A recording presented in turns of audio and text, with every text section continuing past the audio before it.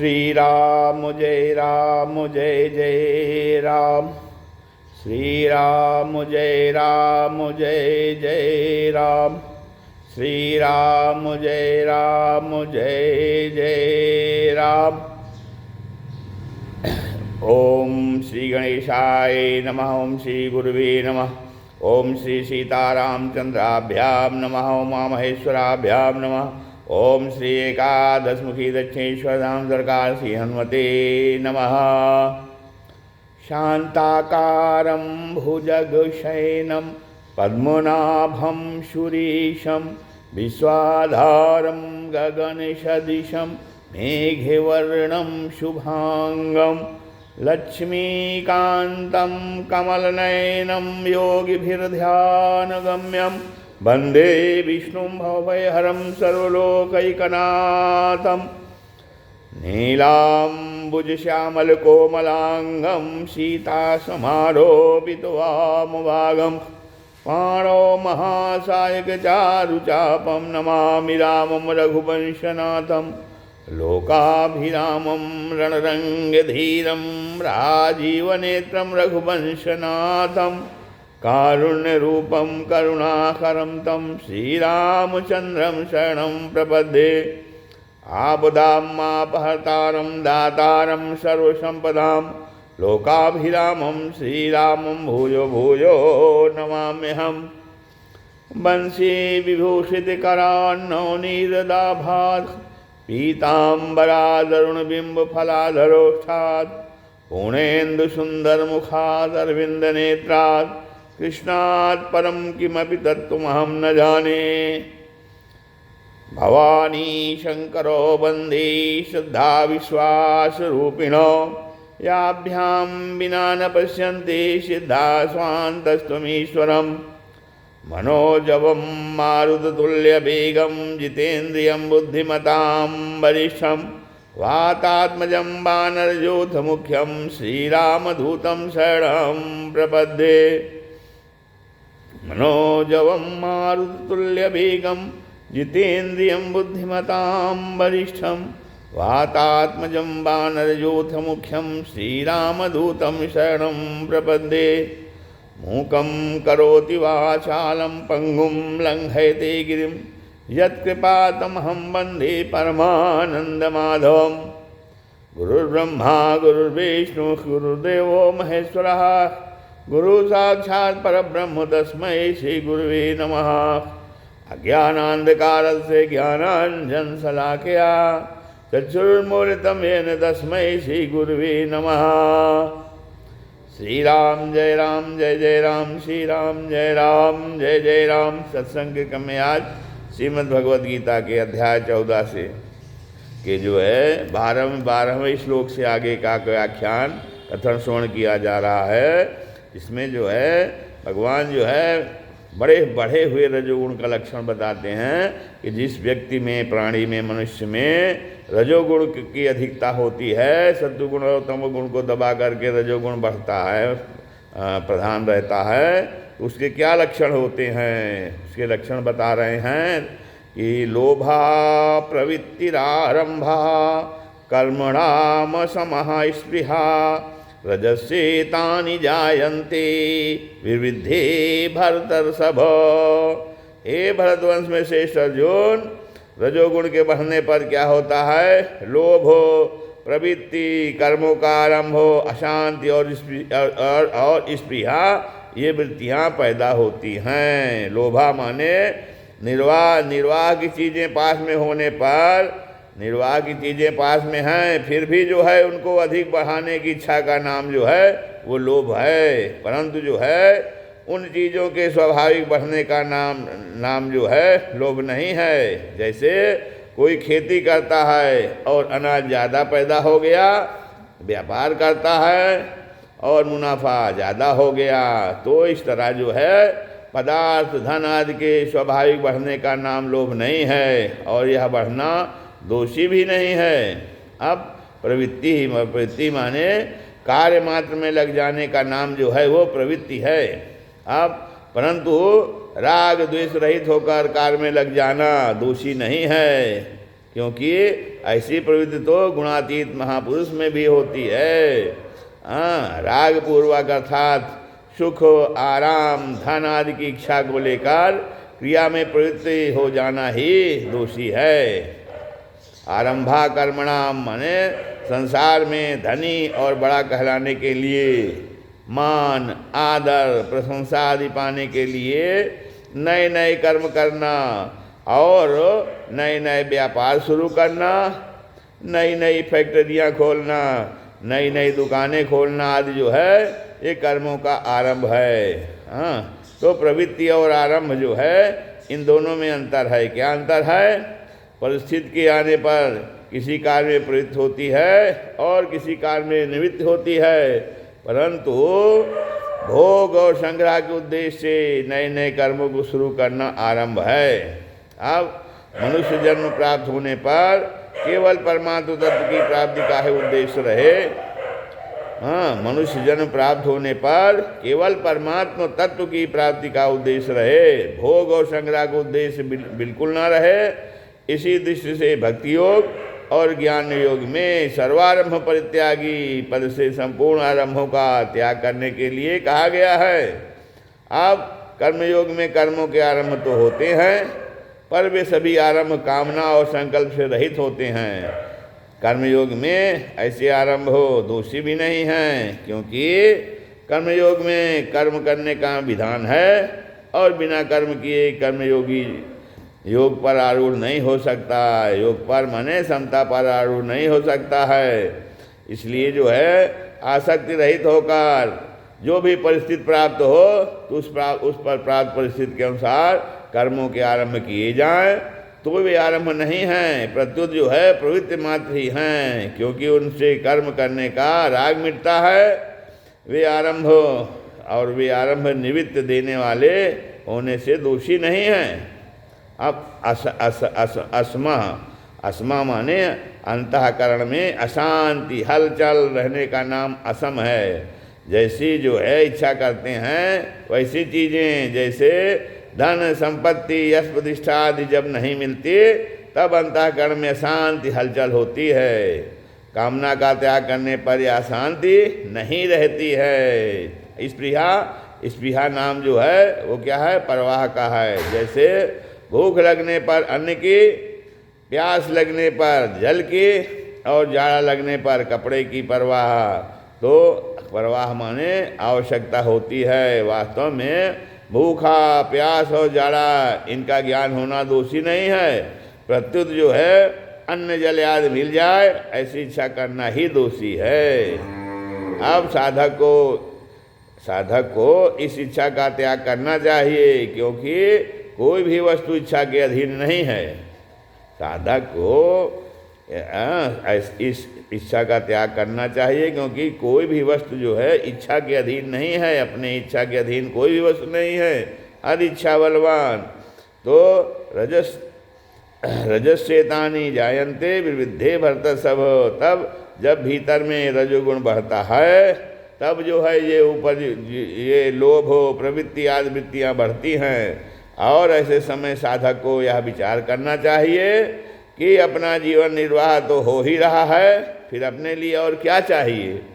ऐसा विचार करके रजोगुण की वृत्तियों को मिटा देना चाहिए और उनसे अधीन और उनसे उदासीन हो जाना चाहिए, उनसे सम हो जाना चाहिए।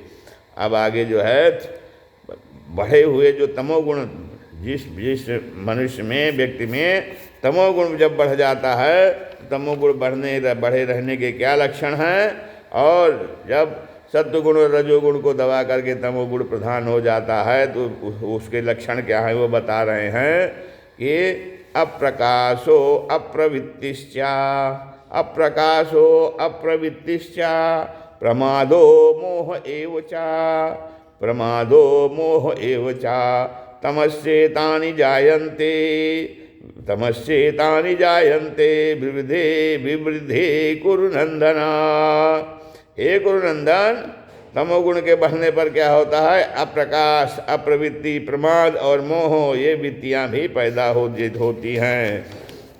तो अप्रकाशा माने सत्वगुण की जो प्रकाश अर्थात स्वच्छता वृत्ति को छोड़ दबाकर जब तमोगुण बढ़ जाता है तब जो है इंद्रियां और अंतःकरण में स्वच्छता नहीं रहती। इंद्रियां और अंतःकरण में जो समझने की शक्ति है वह जो है तमोगुण के बढ़ने पर लुप्त हो जाती है। अर्थात पहली बात तो याद रहती ही नहीं और नया विवेक पैदा होता नहीं। इस वृत्ति को यहाँ जो है अप्रकाश कहकर बताया गया है और इसका सद्गुण की वृत्ति प्रकाश के साथ जो है वो विरोध बताया गया है। अप्रवृत्ति अप्रवृत्ति जो है रजोगुण की वृत्ति जो है प्रवृत्ति को दबाकर जब तमोगुण बढ़ जाता है, रजोगुण की वृत्ति जो प्रवृत्ति है उस प्रवृत्ति को दबा करके जब तमोगुण बढ़ जाता है तब कार्य करने का जो है मन नहीं करता, निरर्थक बैठे रहने अथवा पड़े रहने का मन करता है। अब फिर आवश्यक कार्य को करने की भी रुचि नहीं होती। यह सब अप्रवृत्ति वृत्ति का काम है, अप्रवृत्ति वृत्ति का काम है। अब प्रमाद माने जो करने लायक काम में लग जाना जो न करने लायक काम में लग जाना और करने लायक काम को न करना, ये प्रमाद। प्रमाद किसे कहेंगे हम? जो न करने लायक काम हो उसमें काम में लग जाना और जो करने लायक काम को न करना, तथा जिन कामों को करने से न पारमार्थिक उन्नत होती है न सांसारिक उन्नत होती है न समाज का कोई काम होता है और जो शरीर के लिए भी आवश्यक नहीं है, ऐसे काम जो है ऐसे बीड़ी सिगरेट ताश चौपड़ खेल तमाशे आदि कार्यों में लग जाना, ये प्रमाद वृत्ति का काम है। अब मोह वृत्ति, मोह क्या है? तमोगुण के बढ़ने पर जब मोह वृत्ति आ जाती है तब भीतर में विवेक विरोधी भाव पैदा होने लगते हैं और किया कि करने और न करने से विवेक काम नहीं करता, प्रत्युत जो है मूढ़ता छाई रहती है। अब जिससे जो है पारमार्थिक और व्यवहारिक काम करने की सामर्थ्य नहीं रहती। एवचा माने इन पदों से अधिक निद्रा लेना, इन पदों से अधिक निद्रा लेना, अपने जीवन का समय निरर्थक नष्ट करना, धन निरर्थक नष्ट करना, जितने भी निरर्थक कार्य हैं वह जो है उन सबको ले लेना चाहिए।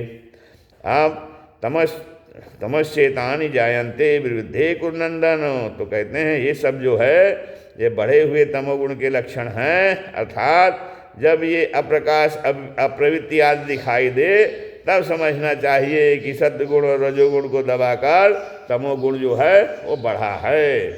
अब सत्य रजोतम ये तीनों ही गुण जो है मुख्य होने से अतीन्द्रिय है, अर्थात इंद्रियां और अंतःकरण के विषय नहीं हैं, इसलिए ये तीनों गुण साक्षात दिखने में नहीं आते, इनके स्वरूप का साक्षात ज्ञान नहीं होता। इन गुणों का ज्ञान, इनकी पहचान तो वृत्तियों से ही होती है, क्योंकि वृत्तियाँ स्थूल होने से वो इंद्रियां और अंतःकरण का विषय हो जाती हैं। इसलिए जो है भगवान ने 11वें 12वें 13वें श्लोक में क्रमशः तीनों गुणों की वृत्तियों का ही वर्णन किया है, जिससे अतीन्द्रिय गुणों की पहचान हो जाए और साधक सावधानी पूर्वक रजोगुण तमोगुण का त्याग करके सत्वगुण की वृद्धि कर सकता है, वृद्धि कर लेता है। अब इसमें मार्मिक बात क्या है कि सत्व रज और तम ये तीनों गुणों की वृत्तियाँ स्वाभाविक उत्पन्न नष्ट तथा कम अधिक होती रहती हैं और ये सभी परिवर्तनशील हैं। साधक जो है अपने जीवन में इन वृत्तियों के परिवर्तन का अनुभव भी करता है, फिर उससे सिद्ध होता है कि तीनों गुणों की वृत्तियाँ बदलने वाली हैं और इनके परिवर्तन को जानने वाले पुरुष में कभी कोई परिवर्तन नहीं होता। अब तीनों गुणों की वृत्तियाँ दृश्य हैं और पुरुष इनको देखने वाला होने से दृष्टा है। दृष्टा दृश्य से सर्वथा भिन्न होता है, दृष्टा दृश्य से सर्वथा भिन्न होता है, यह नियम है। अदृश्य की तरफ दृष्ट होने से ही दृष्टा संज्ञा होती है। अब दृश्य पर दृष्ट रहने पर दृष्टा संज्ञा रहित रहता है। अब भूल यह होती है कि दृश्य की ओर से आरोपित करके वह मैं कामी हूँ, मैं क्रोधी हूँ आदि मान लेता है। अब जो काम क्रोधादि विकार हैं, तो काम क्रोधादि विकारों से संबंध जोड़कर उन्हें अपने में मान लेना, उन विकारों को क्या हुआ, निमंत्रण देना जैसा हो गया। निमंत्रण देना है और उन्हें स्थायी बनाना है। मनुष्य भूल से क्रोध आने के समय क्रोध को उचित समझता है और कहता है कि वह तो सभी को आता है, और अंत समय मेरा क्रोध ही स्वभाव है, ऐसा भाव रखता है। इस प्रकार जो है मैं क्रोधी हूँ ऐसा मान लेने से वह क्रोध अहंता में बैठ जाता है और फिर क्रोध रूप विकार से छूटना कठिन हो जाता है। अब तो फिर यही कारण है कि साधक प्रयत्न करने पर भी क्रोधादि विकारों से दूर नहीं जा पाता और उनसे अपनी हार मान लेता है। अब काम क्रोधादि जो विकार हैं, तो काम क्रोधादि विकारों को दूर करने का मुख्य और सुगम उपाय क्या है? उनका मुख्य और सुगम उपाय यह है कि साधक इनको अपने में कभी माने ही नहीं। तो वास्तव में विकार निरंतर नहीं रहते, प्रत्युत विकार रहित अवस्था निरंतर रहती है। कारण कि विकार तो आते और चले जाते हैं, पर स्वयं जो है निरंतर निर्विकार रहता है। जो क्रोधादि विकार भी अपने में नहीं, प्रत्युत मन बुद्धि में आते हैं। क्रोधादि विकार भी अपने में नहीं, अर्थात आत्मा में नहीं, बल्कि मन बुद्धि में आते हैं, अंतःकरण में आते हैं। परंतु साधक जो है मन बुद्धि से मिलकर उन विकारों को भूल से अपने में मान लेता है। तो अगर वह विकारों को अपने में न माने तो उनसे माना हुआ संबंध मिट जाता है और फिर विकारों को दूर करना नहीं पड़ता, प्रत्युत जो है वे अपने आप दूर हो जाते हैं। जैसे क्रोध के आने पर साधक जो है ऐसा विचार करे कि मैं तो वही हूँ, मैं आने जाने वाले क्रोध से कभी जो है मिल सकता ही नहीं। तो ऐसा विचार दृढ़ होने पर क्रोध का वेग कम हो जाएगा और या पहले के अपेक्षा जो है कम बार आएगा, फिर अंत में वह सर्वथा दूर हो जाएगा। अब जो है भगवान जो है सद्गुण, रजोगुण और तमोगुण के विधि के लक्षण का वर्णन करके साधक को सावधान करते हैं कि गुणों के साथ अपना संबंध मानने से ही गुणों में होने वाली वृत्तियाँ उसको साधक को अपने में प्रतीत होती हैं। वास्तव में साधक का इनके साथ किंचित मात्र भी संबंध नहीं है। गुण एवं गुणों की वृत्तियाँ प्रकृति का कार्य होने से परिवर्तनशील हैं और स्वयं पुरुष परमात्मा का अंश होने से अपरिवर्तनशील है। तो प्रवृत्ति और पुरुष तीनों जो है, दोनों जो है विजातीय हैं। बदलने वाले के साथ न बदलने वाले का एकात्म भाव हो ही कैसे सकता है, अर्थात नहीं हो सकता। तो इस वास्तविकता की तरफ दृष्टि कर रखने से तमोगुण और रजोगुण दब जाते हैं तथा साधक में सत्वगुण की वृद्धि स्वतः हो जाती है। अब जब सत्वगुण में भोग वृद्धि होने से अर्थात उससे होने वाले सुख में राग होने से यह सद्गुण भी गुणातीत होने में बाधा उत्पन्न कर देता है। अब जब सद्गुण भी गुणातीत होने में बाधा उत्पन्न कर देता है, इसलिए साधक को सत्वगुण में उत्पन्न सुख का भी उपयोग नहीं करना चाहिए। वहाँ सात्विक सुख का उपयोग करना रजोगुण अंश है। रजोगुण में राग बढ़ने पर ग्रुप में बाधा देने वाले राग में बाधा देने वाले के प्रति क्रोध पैदा होकर सम्मोह हो जाता है और फिर जब सम्मोह हो जाता है तो राग के अनुसार पदार्थ मिलने पर लोभ पैदा होता है। लोभ पैदा होकर जो है सम्मोह हो जाता है। तो इस प्रकार जो है सम्मोह पैदा होने से वह यह जो है रजोगुण में से तमोगुण में चला जाता है और उसका पतन हो जाता है। श्री राम जय जय राम।